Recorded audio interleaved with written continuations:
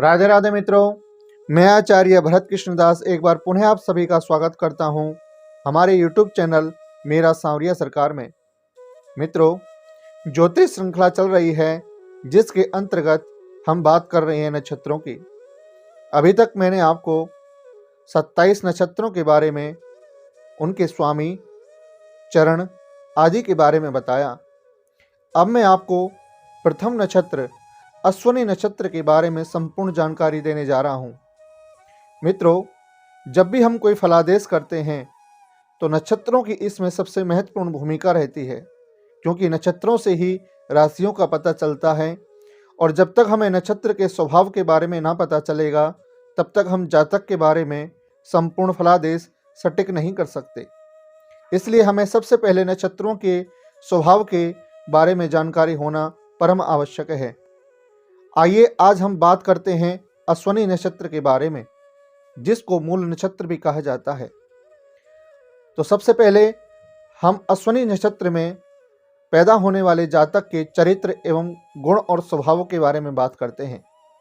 मित्रों, जो जातक अश्विनी नक्षत्र में पैदा होते हैं वह सुंदर होते हैं, चतुर होते हैं, आकर्षक रंग रूप वाले होते हैं और उनका जो शरीर होता है वह स्थूल और मजबूत होता है। अगर बुद्धि की बात करें तो बड़े बुद्धिमान होते हैं, नम्र स्वभाव के होते हैं, सत्य बोलना वह पसंद करते हैं, ज्योतिष में बड़ी रुचि रखते हैं, स्वतंत्र विचारों के होते हैं, वह कभी भी किसी के विचार में बंद करके कार्य नहीं कर सकते। जहां वातावरण खुला होगा वहीं पर वह कार्य करना पसंद करते हैं। रूढ़िवादी विचारधारा से बिल्कुल परे होते हैं और आधुनिक विचारधारा वाले होते हैं। स्वतंत्र कार्य और निर्णय लेने की उनकी आदत होती है। कभी कभार वह अपनी जिद्दी स्वभाव की वजह से अपने बनते बनते कार्य को भी बिगाड़ लेते हैं।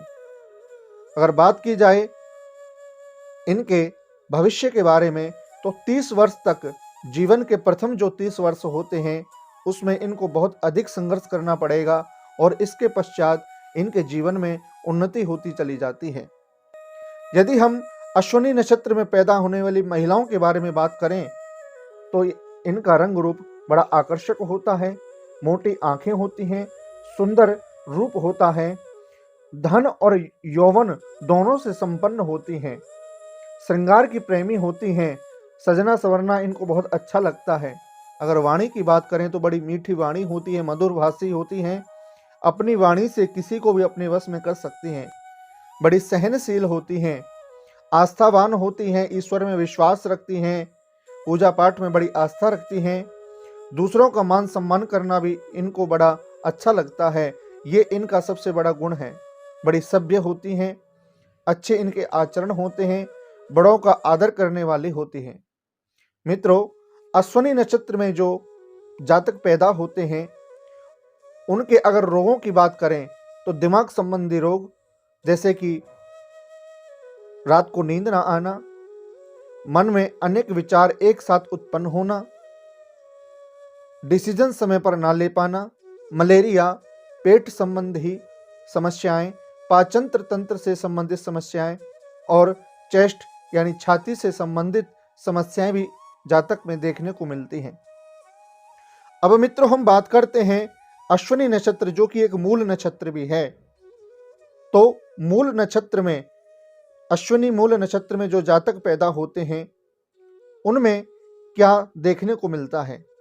देखिए मित्रों, मैं यहाँ पर सबसे पहले जो पुल्लिंग जातक होते हैं उनके बारे में बता रहा हूँ।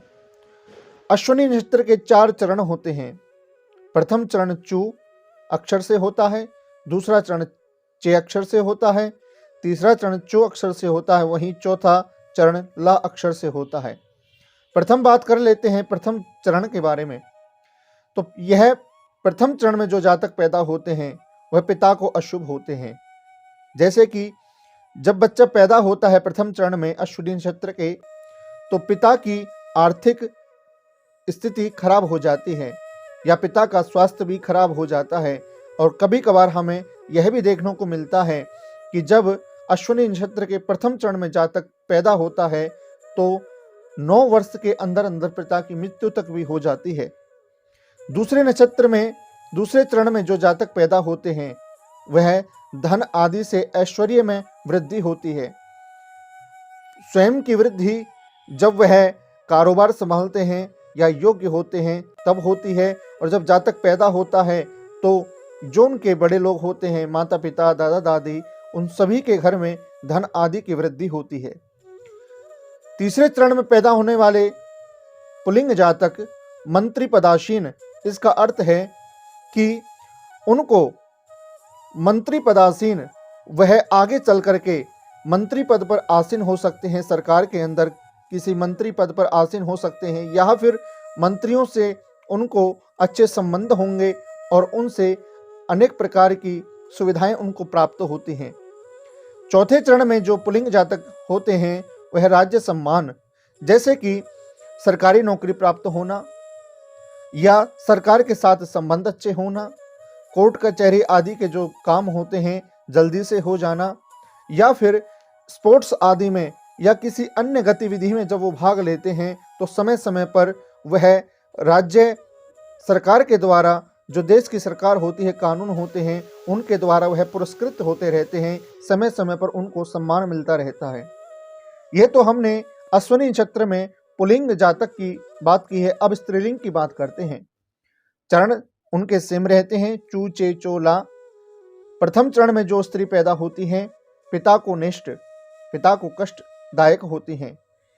दूसरे चरण में धन लाभ, जब जातिका पैदा होती है तो उससे धन में वृद्धि होती है, चाहे वो पिता में वृद्धि कराए या फिर बड़ी होकर के स्वयं के धन लाभ करती है।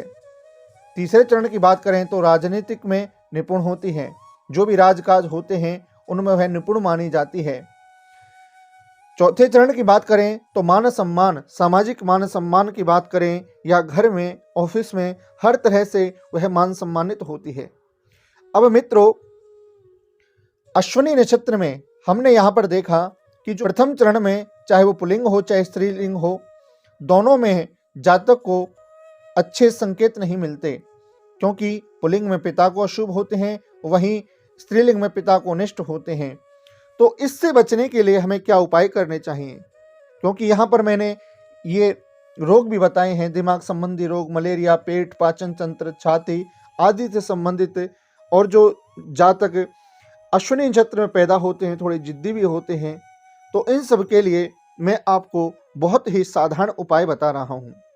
सबसे पहले जो उपाय होता है मित्रों वह मंत्र, क्योंकि मंत्र, वैदिक मंत्र, जब भी हम मंत्र से नक्षत्र की, ग्रह की शांति करते हैं तो उसको सबसे अच्छा माना जाता है। मंत्र में यहाँ पर आप वैदिक मंत्र, अश्विनी नक्षत्र का जो वैदिक मंत्र है वह ओम अश्विना तेजसा चक्षु प्राणेन सरस्वती वीर्यम्मा वाचेन्द्रो बलेनेन्द्राय दुदिरेन्द्रियम्मा, या फिर आप इस मंत्र का ओम अश्विनी कुमाराभ्याम नमः, इस मंत्र का भी आप जप कर सकते हैं। मित्रों, इसकी जो जप संख्या होती है वह 5000 मंत्र होते हैं, और जब 5000 मंत्र हमारे जप कंप्लीट हो जाते हैं तो उसके पश्चात हमें दशांश हवन भी करना चाहिए। और जो हवन किया जाता है इसका, उसमें विशेष रूप से खांड, यव, घृत और मेवा और तिल, ये विशेष रूप से जो हवन की सामग्री होती है उसमें होनी चाहिए। मित्रों, अश्विनी नक्षत्र को शांत करने के लिए आप दान भी कर सकते हैं। दान में आप सफेद चंदन, कमल पुष्प, घी, गुग्गल, तुला दान, सुवर्ण दान, गुड़ का दान या फिर आप तिल का दान भी कर सकते हैं। मित्रों, जो दान का जो समय होगा वह समय प्रातःकाल का समय होगा, और आप अश्विनी नक्षत्र की पूजा अर्चना आदि में आप हनुमान जी की पूजा अवश्य करें, क्योंकि केतु देव अश्विनी नक्षत्र के स्वामी कहे गए हैं, वहीं मंगल देव अश्विनी नक्षत्र के स्वामी माने जाते हैं, और मंगल देव को शांत करने के लिए हनुमान जी की पूजा सबसे अच्छी मानी जाती है। मित्रों, आज मैंने आपको अश्विनी नक्षत्र की संपूर्ण जानकारी दी है। यदि मेरे बोलने के ढंग में या वाणी संबंधित या ज्ञान संबंधित आपको कोई भी कमी नजर आती है या आप मुझे कोई सुझाव देना चाहते हैं जिससे कि मैं उसमें सुधार कर सकूं, तो आप कमेंट बॉक्स में बता सकते हैं। मित्रों, अपने जीवन से संबंधित कोई भी समस्या आपको सता रही है तो आप हमसे कंसल्ट कर सकते हैं, ज्योतिष परामर्श आप प्राप्त कर सकते हैं। नीचे दिए गए नंबर पर आप हमसे कांटेक्ट कर सकते हैं, यही मेरा व्हाट्सएप नंबर है। मित्रों, यदि आप ज्योतिष से संबंधित, धर्म से संबंधित कोई भी वीडियो प्राप्त करना चाहते हैं, मैं कोशिश करूंगा कि उस पर जल्द से जल्द वीडियो बनाई जाए। आप कमेंट बॉक्स में वह अपना सुझाव लिख सकते हैं। मित्रों, जल्द ही मैं दूसरे नक्षत्र के साथ वीडियो लेकर के हाजिर होता हूं। तब तक के लिए राधे राधे, जय श्री कृष्णा।